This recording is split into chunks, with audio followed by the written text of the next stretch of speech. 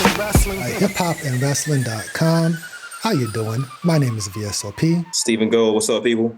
Monday Night Raw opened with Rhea Ripley coming out to the ring, talking about what is she going to do next now that the Judgment Day is behind her, which we say, for now, they're behind you, but they'll creep back somehow, some way. But they always do. Out comes Io Sky, and pretty much this segment was your typical TV segment. No one really said shit about shit. It was one big nothing burger and a bunch of word salad. But ultimately, Io said, hey, I want to challenge the best at Evolution. It's going to be me versus Rhea Ripley. So she's challenging Rhea Ripley. So Rhea Ripley is saying, all right, well, this is what you asked for. Be careful what you wish for. All right, and here we are. Mm-hmm. And so Evolution, the main event, maybe the main event. I don't know who Tiffany Stratton's going to go against. But Evolution, which I'm actually looking forward to that show. Me too. Io Sky versus Rhea for the Women's World Heavyweight Championship. So if you were to predict somebody right now, because that match is in 2 weeks, if you were to predict who's going to win between these two, who are you picking? Tough. I'm gonna go Rhea, bro. I'm picking Rhea. It's not a bad pick. And I wouldn't even call that a safe pick. It's up in the air. It's so up in the air, man. Yeah. Because Rhea don't really need the title, but she hasn't had it for a while. When did she get exactly. Well, actually, she lost it from Rio. She lost it to Io. What was like February? Yeah, but remember, I think she lost it because she was hurt, right? So she had to drop it. No, she lost it clean. She got pinned because of Bianca. Remember, she had Io on the top rope. I think she was trying to go for a riptide, and she got distracted by Bianca. So Io won and took the title off of her.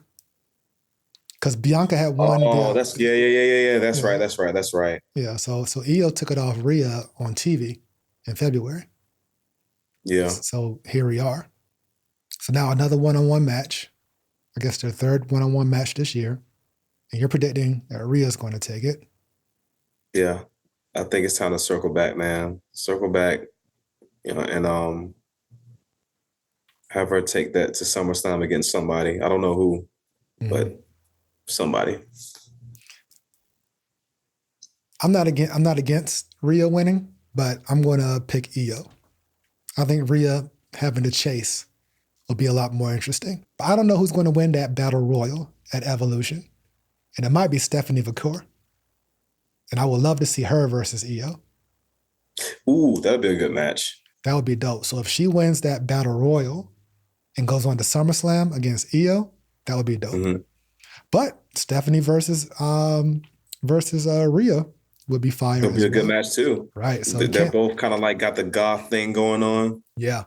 So you really can't lose in this particular scenario. You can't lose. However, I'm picking Io just for the fun of it. And you're picking Rhea, so we'll remember that. And maybe by next week we'll actually have a card that we can discuss. Because right now there's only three matches. The Battle Royal, the this tag match, team, Io, Rhea. Oh yeah, the tag team match, that 4-way tag team. Okay, so that's 3 matches, and then from NXT, JC Jane will be defending the NXT Women's Championship against Jordan Grace. All right, cool. They're gonna have Julia up there too. They got to have Julia defend that title. 100%. They'll probably have Julia up there. Matter of fact, Becky's probably going to defend her belt, the IC title, against Lyra and Bayley in a 3-way. That's what I'm thinking. So the card is stacking up. I think the only thing that's not happening that was supposed to happen is Nikki Bella versus Liv, but maybe Nikki Bella will just get in the Battle Royal. That's what I'm thinking. That would be fire. Yeah. So now that we talked about it out loud, Evolution actually is shaping up. That's a really busy weekend, though. It's 4 shows that weekend. That's a lot. But me as a wrestling fan, and it's on a Sunday too, which is kind of like unorthodox nowadays. It's usually everything is on Saturdays. The PLEs. Yeah. I think because they already got 2 shows happening. They got an NXT PLE on Saturday, And they got then they got Saturday night's main event. All In's that same day, which is what I'll be watching. And then Evolution on Sunday. So I'm going to have a busy weekend of wrestling, and we're going to have a lot to cover on that following Tuesday. And Raw? Shit. Yeah. Get your ass out of here, Jack Perry. That's going to be very busy. That's going to be a long episode, brother. See if you can get home early that day. Jesus. I will. That's going to be a lot. All right. Finn Balor and JD McDonough defeated the New Day to win the World Tag Team Championship on Monday Night Raw on TV. Title change. See this coming. I'm not even going to hold you. Didn't see it coming, bro.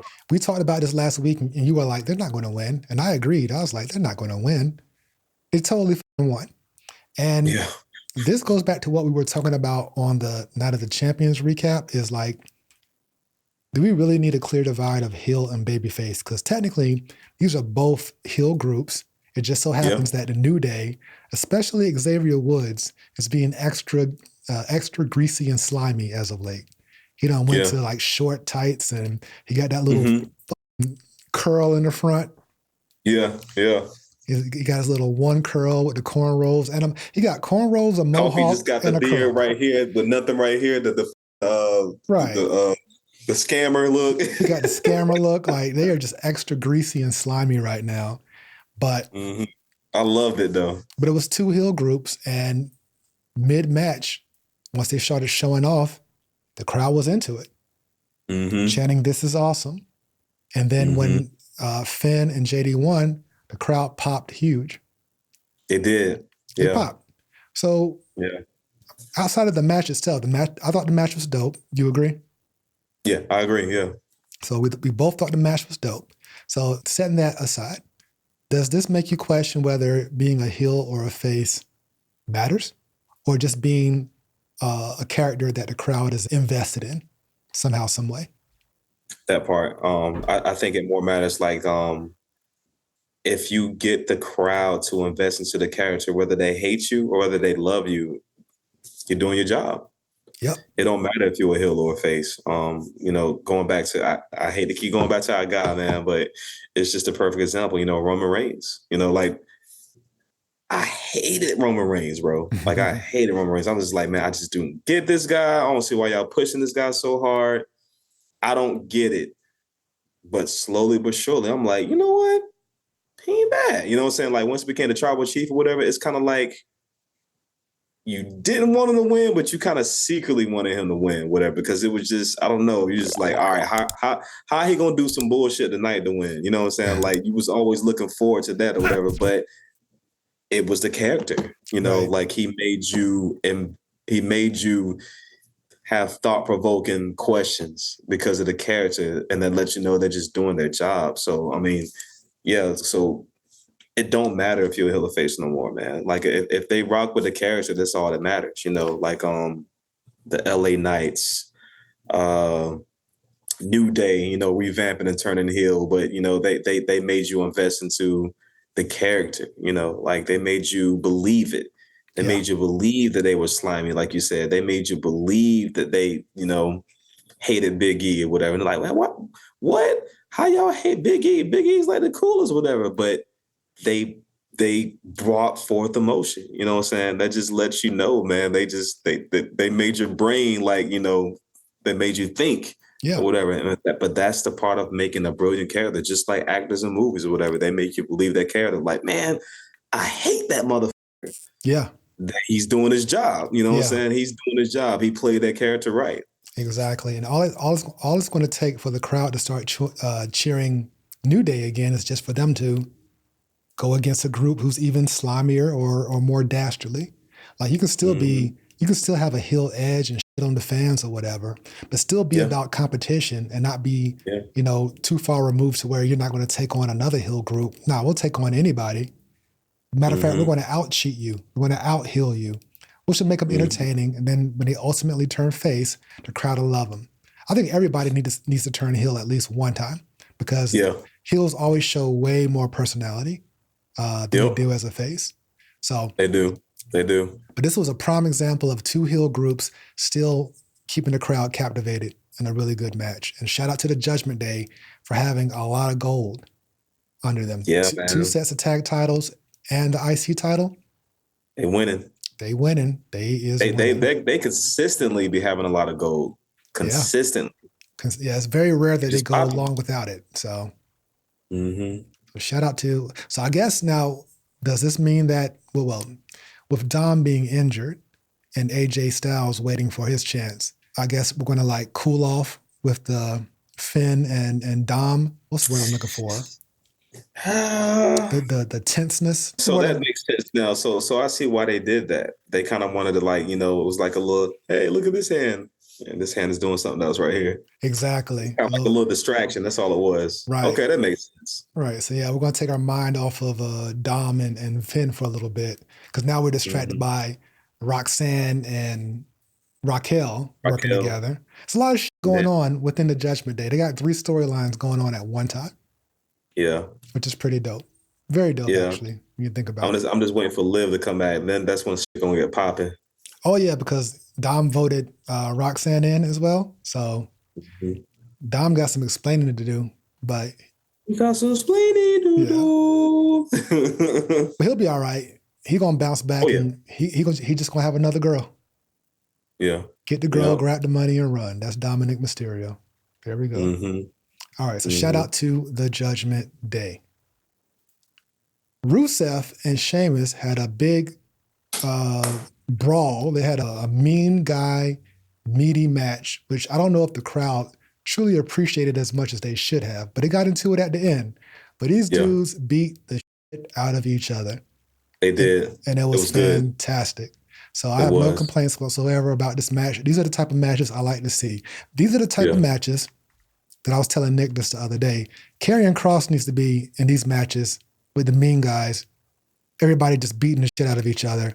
That's how you get over. Just being some scary ass dude. For sure. And that's what these two dudes are. And when we got to the finish, this is the callback I had when I was talking about Randy Orton exposing the turnbuckle behind the referee's back. He brought in a chair to distract the ref to take off the pad. In this case, Rusev just ripped off the actual turnbuckle, the part that they actually turn, took off the pad on that one right in front of the ref and just pulled Sheamus sternum first into it and then got the victory. It's like, let's be consistent, gentlemen. Let's be very consistent. No disqualification. Yeah. Now, so that had me thinking, well, when it comes to disqualifications in the ring, I guess a few things are cool and a couple things aren't. Or a few things are acceptable and some things are not acceptable. I can throw you into the steel steps, no disqualification. But if I pick up the steel steps and hit you with them, disqualification. I can throw you into the ring post, toss you into the ring post, ram you into the ring post, no disqualification. Correct? I can throw you into an exposed turnbuckle, whether it's the ring or the actual turning turnbuckle itself, no disqualification. I can throw you into the barricade, no disqualification. I'm just doing a checklist here. I can slam you anywhere on the floor, no disqualification. Okay. I can put you through the announce table, no disqualification. I can throw you through the prime stand. No disqualification. And if we fight in the crowd, we just got to get back in the ring in 10 seconds.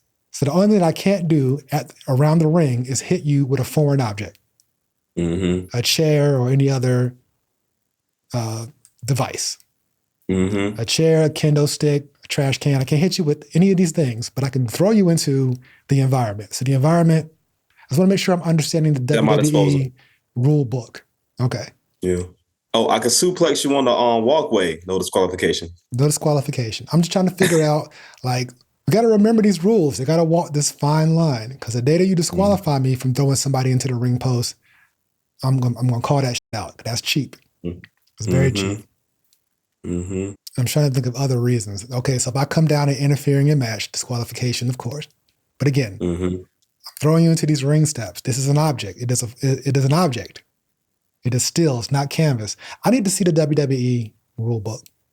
Yeah, the manual. I need to see the manual to figure out what is and what isn't cool. Because sometimes the referee will stop the match if you're kicking too much ass. You ever see it when a ref try to pull you off of someone or tries to pull like a wrestler off? And they call it like exactly because it's kicking too much ass. Or if you like keep them in a submission and they count to 5 and you don't let go. Right. It's just it's interesting. Now, granted, if they did make those all disqualifications, the things that we mentioned, it would make matches a lot more boring.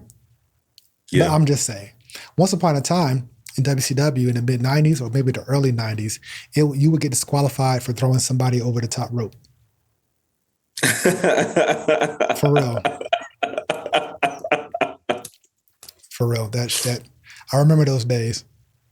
That was the easy way for a heel champion to keep his belt. Just throw somebody over the top rope and get disqualified. But sometimes they get carried away with that. Sometimes it doesn't hurt for someone just to lose. I digress. Yeah. But in this case, and also like when did they change the rules? Because I remember like your leg on the rope means break the hold. Right. But when did they like implement your leg under the rope means like break the hold?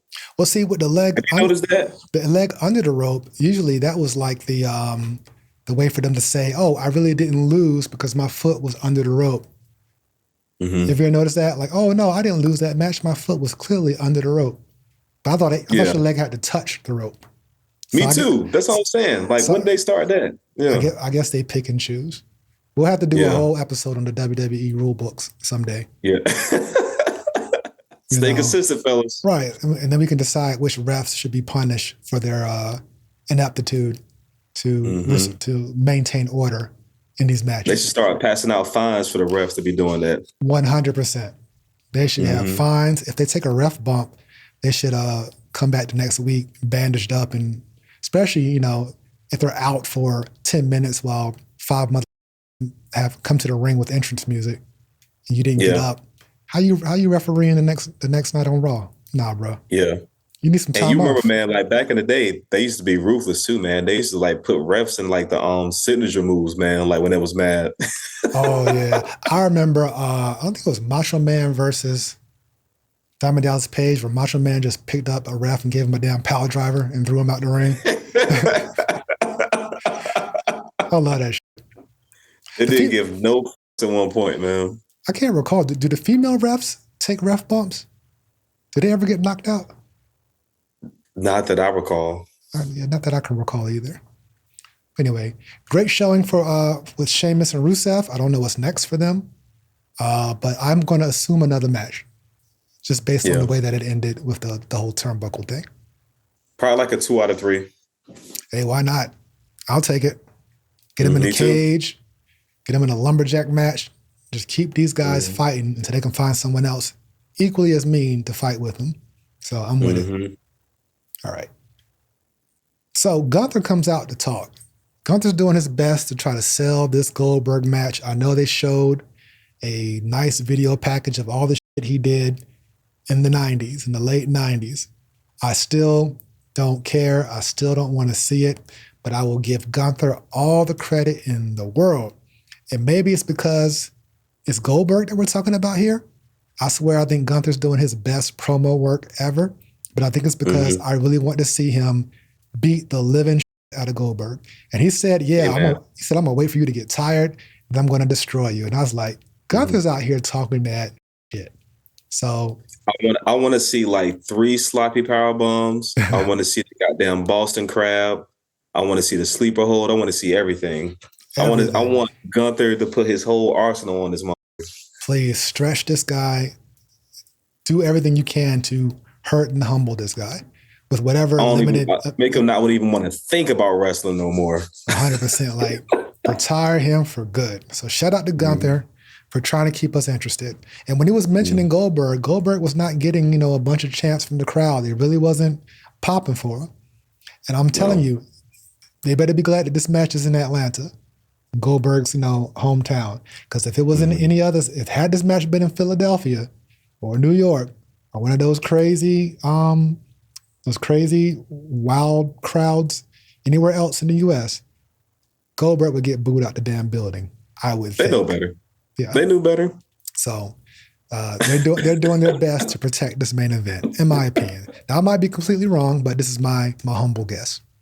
But I digress. Out comes Seth Rollins to talk a little shit to Gunther to say, hey, listen, this briefcase ain't just for Cena. This is for anybody who has a world title, which I'm glad that he did that, because when I was talking to Nick about Night of Champions, I said, well, if Seth did all this shit in Saudi Arabia, he got to do the same thing to Gunther. He has to have that looming threat just hanging overhead at all times. And if anything, hey, Gunther gets speared to death in a jackhammer after beating Goldberg, and then here comes Seth to cash in on Gunther. That could happen. What do you think? But this is what I love. Just going back to what I was saying, man, like how he's fucking with both of them. You know, he's fucking with Cena and he's fucking with Gunther. Just to let y'all know, like, yo, you never know which way I'm gonna go. Right. You better keep your motherfucking head on the swivel. Right. Better watch your love back. It, man. Watch your front. Yeah, bro. I like this version of Seth a lot. Yeah. I really do. At first, I was just kind of like, but he's doing his thing, man. He's doing his thing. He's keeping it very, very interesting, man. He's keeping it very interesting, and I like the altercation between him and Cena. And then he followed up, you know, and kept it consistent. He keeping the same energy with everybody, you know, and came out and started messing with Gunther. Like, yo, you can get it too. Just don't get it twisted. You know what I'm saying? Like, right. But I'm very, very interested to see who he cashes that briefcase in with. And I'm going to stick with what I think is going to be. I think it's going to be on Cena, bro. On Cena. If Cody don't get that title first, I think it's going to be Cena. Well, I'm glad that he was able to have confrontations with both of them. So that was cool. Yeah. So it was very dope. Out comes CM Punk, mad as hell from, 2 nights prior. And he just says that I'm interrupting the whole segment, comes out, jumps in the ring, they start brawling, and then Seth hightails it into the crowd, up the stairs, going towards concessions. And CM Punk's in the ring looking at Seth like, oh man, you're a coward, you're scared, you're a pussy, whatever. Gets off the turnbuckle to exit the ring, and Gunther says, hold up. You must have forgot that I'm Gunther. He didn't say a word, but he grabbed CM Punk's arm like, nah, where do you think you're going? And CM Punk pushed him down. And then Gunther, right? CM Punk, he was furious, pushed Gunther down, and then Gunther gave him that look like, oh, you done f***ed up now. Yep.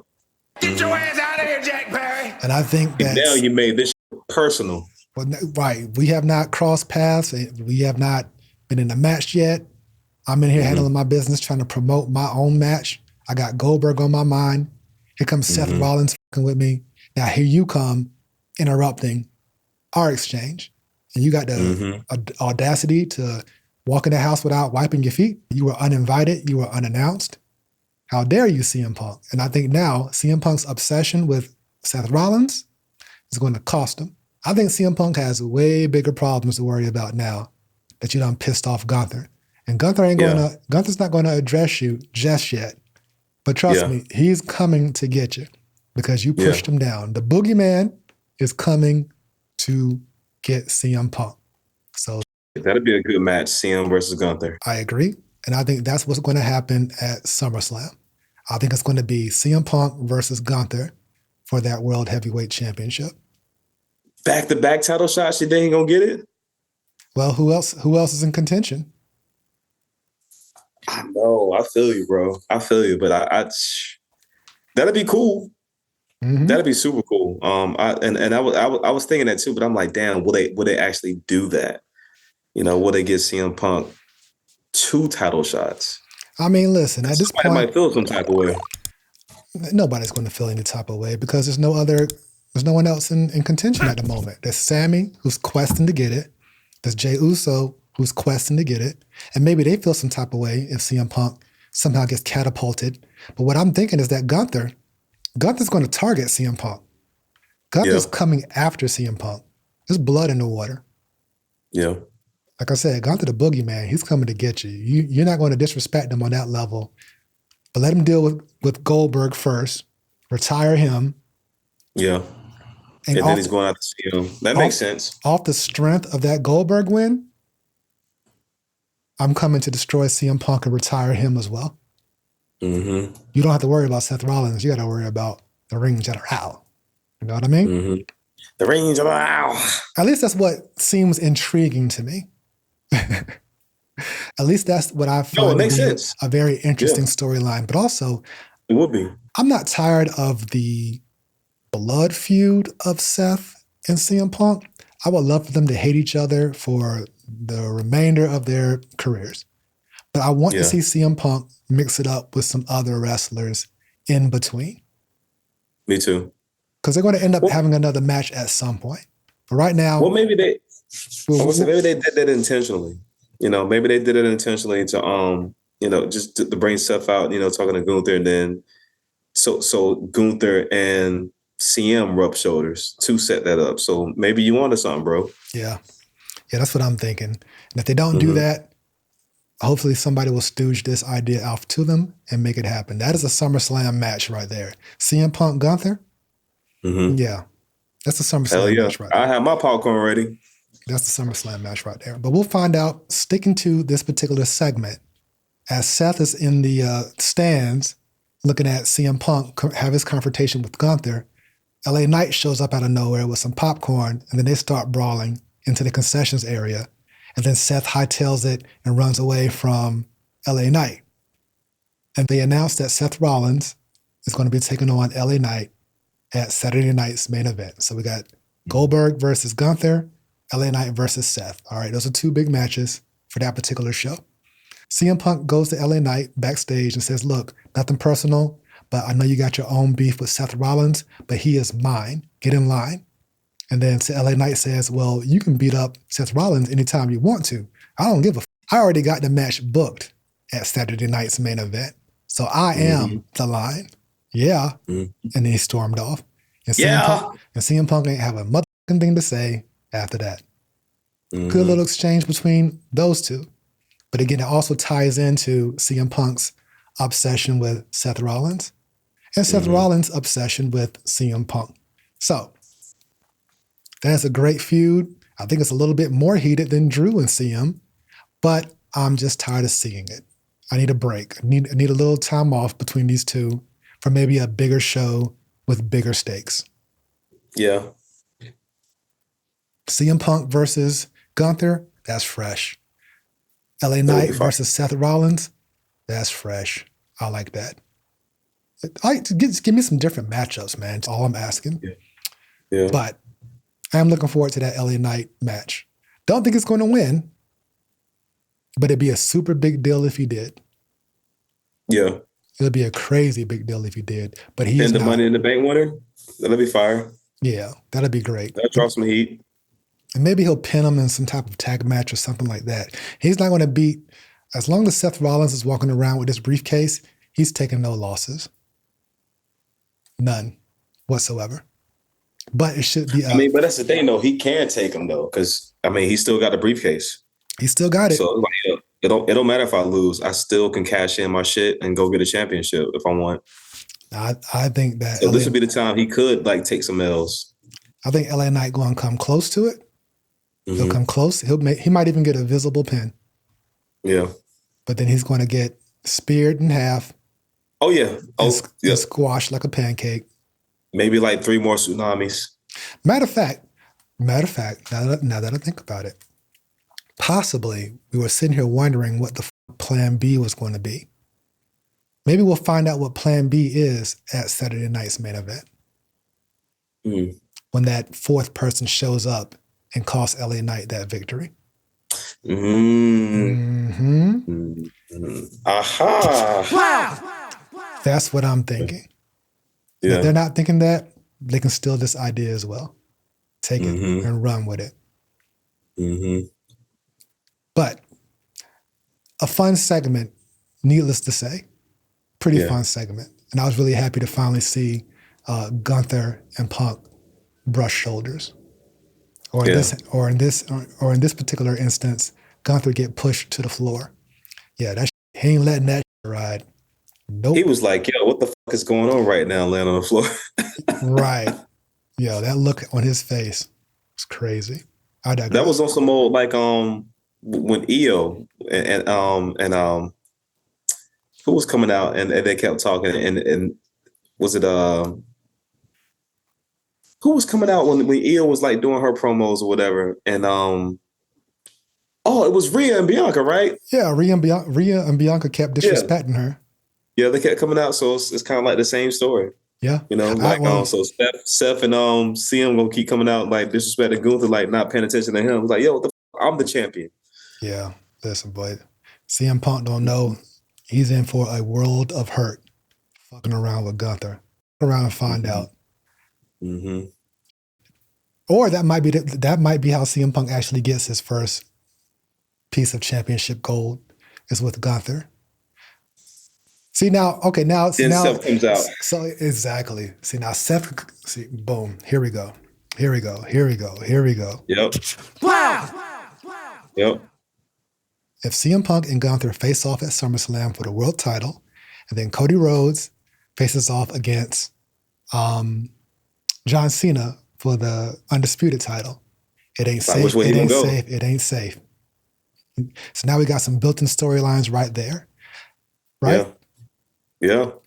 I can come in and I can take it from Cena and Cody, but I hate CM Punk so much, and I swore on my mama that I am not going to let this guy ever get a world title. So his obsession might be his detriment, or might work to his advantage. Or CM Punk's obsession with Seth might be the reason why he doesn't win a championship. Mm-hmm. Man, and the possibilities are endless. WWE, I hope that you're listening. That's your storyline for SummerSlam right there. You're welcome. You're welcome. Break room applause for us. So, Bayley and Lyra Valkyria had a pretty great match for number one contendership for Becky Lynch's IC title. And unfortunately, it ended in a double pin. Of course, it ended in a motherfucking double pin because I knew there was not going to be a clean victory in this match. I figured this match was going to end a few different ways. It could have been a double countout. It could have been Becky coming down and interfering and causing a disqualification to where nobody wins. Could have been any kind of draw. But in this case, they did a double pin. We've seen this story before, but this is how they're going to make it turn into a three-way. A three-way. Just like I think we both predicted that, right? Yeah, it was pretty obvious weeks ago that this was going to be the case. And Bayley and Lyra both have compelling reasons on why they're going to get their hands on Becky. But now Becky Lynch will decide which one of these two gets the title shot. She's going to say, neither one of you deserve it. That's when Adam Pearce will come in and say, three-way match at Evolution. And then Becky will find some type of way to get in the match with these two. These two will be too busy trying to beat each other up or fight over who's going to beat Becky up first. And Becky will sneak out with a victory. That's my prediction. What do you think?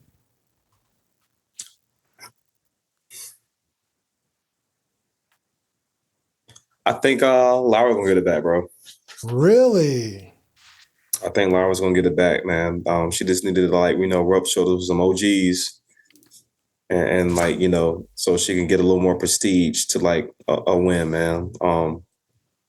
I've been thought that, but I knew they had to make her character. I mean, they had to make it solid. You know what I'm saying? And what way to make it solid to win over two OGs that hold prestige in the WWE. I mean, that all sounds lovely. Yeah, sounds great. Those are the two OGs you want to go against. Hell yeah. Bayley and Becky. Becky. However, and I do see Lyra getting that belt back at some point for sure. But I don't think it's going to be anytime soon. Maybe at SummerSlam. But they're not going to wait until all Yeah, this. that's what I'm saying. That maybe at SummerSlam, maybe Yeah. if they have a triple threat match at SummerSlam. I think they're going to have it right away because I think being that it's an all women's pay-per-view, they're going to want all the women's championships on the line. So I think Becky, unless they find some other competitor for her, which we've seen no signs of because it's only been these three women.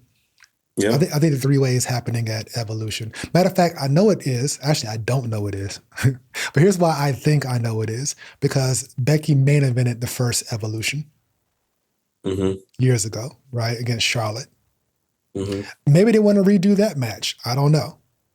That'd be dope. But or maybe they just do some kind of second match with just Bayley and Lyra, and then something happens again, where they tie.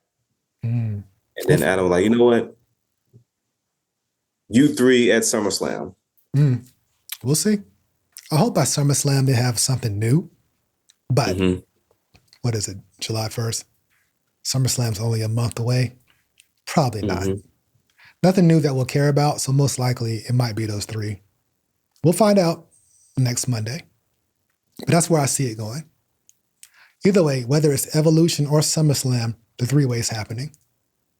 All right. And then we get to the main event. Bronson Reed and Braun Breaker versus Penta and Sami Zayn in the feud that will never end. And the story leading into the match was that Sami got attacked by Karrion Kross, hitting the ribs with a lead pipe, but he was cleared to still wrestle. Let's tape him up. Diamond Dallas Page style. Diamond Dallas Page style. Right? Get him out there. And he was doing all of his shit. He even jumped over the top rope and everything. They had a pretty fun match. It went through 2 commercial breaks. So they gave it some time. So it was well worked, well paced. We get to the end and pretty much Braun just spears Sami clean in the ring and gets the victory, which made sense to me. I mean, what other way could it have went? I mean, that was the perfect way for it to go. Yeah, pretty much. Shout out to Sami for hitting the blue thunder bomb on Reed, though. That was crazy. That was very, very, very impressive. Maybe Bronson Reed is not as heavy as we think he is. I don't know. I think he is. I just think this man is strong, bro. They've been training, man. Yeah, he went up so Bronson Reed has gotten the AA from Cena. He's got the blue thunder bomb from Sami Zayn and the pop-up Samoan drop from Jacob Fatu. These some strong. They are. They are, bro. But it was a good match. But ultimately, Penta was on the outside. He couldn't get in the ring quick enough to save Sami. So the match was over. Paul Heyman told him to beat him up some more. So Bronson Reed and Braun Breaker proceeded to beat them up some more. And then here comes Jey Uso out the back with a chair to make the save. And I see a 6-man tag coming very, very soon between Sami, Jey Uso, and Penta versus the 2 Brons and Seth. Or whoever his plan B is. But that's what I see happening. I'm with you in your prediction on Plan B might be inserted during Saturday night's main event. Yeah, that's what I'm thinking too. That makes sense. But sometimes things that make sense are not what WWE does. But I want them to do something different. Me too. Shock me. Yeah. Do something unpredictable. And maybe that will happen soon. Maybe. Yeah. I just knew Roman was coming back, man, on Night of Champions. I just knew. Bruh, I don't know when this man's coming back to work. Yeah. You got 1 month before this 2-night SummerSlam. Like, what do you plan to do? We know who you got heat with. We know who you want to go after. But he busy right now. Unless he is the one, he being Seth Rollins is busy. Unless Roman Reigns is the one. Seth Rollins from cashing in. Exactly. Yep, that makes sense. Gives him that good old Charles Robinson pounce in the form of a Superman punch. That might be the path that he goes. But if he ain't going to pop up now, there's no point in you popping up on TV just to talk. You might as well just show up at SummerSlam. I agree. Just show up. Roman Reigns, just show up to work. You've had a nice amount of time off since WrestleMania, and a lot has went down. You know the part it's not annoying. It's just sad that we won't see this, is that Jaden lost the belt already, and Roman never acknowledged him. I know. They dropped the ball on that shit heavy. That would have been a great cosign. Not that Jey Uso needs the cosign, but based on their history and the bloodline story, that would have been great. You know? But all right.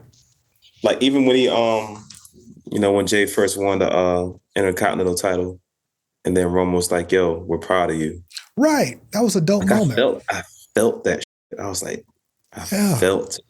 You know? That was dope. But yeah, here we are. This is where we're at. So we'll just roll with this. But yeah, that was Monday Night Raw. A pretty easy to watch episode. We'll see what they do next week to finalize whatever Saturday night's main event is going to be. I assume they'll announce another match on Friday. Hell, you know what? Now that I think about it, I mean, it would make sense for them to do the IC title match on Evolution, but they got to get a female match on the card for Saturday night's main event as well.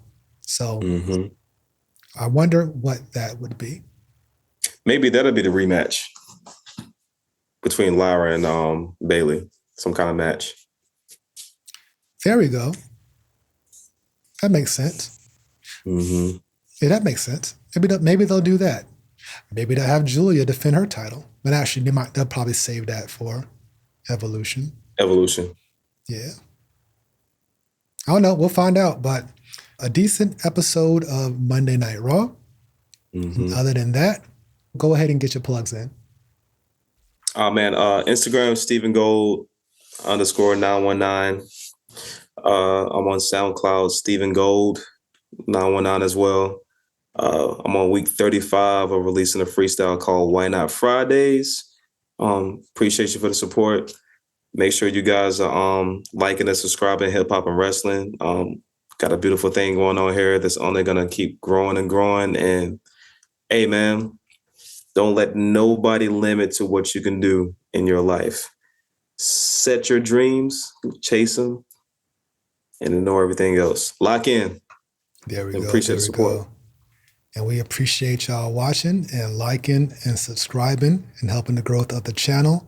Tell a friend to tell a friend. It helps us out quite a bit. And we appreciate you rocking with us. And we'll see you next week. Right now, you're checking out the SOP. Hip hop and wrestling.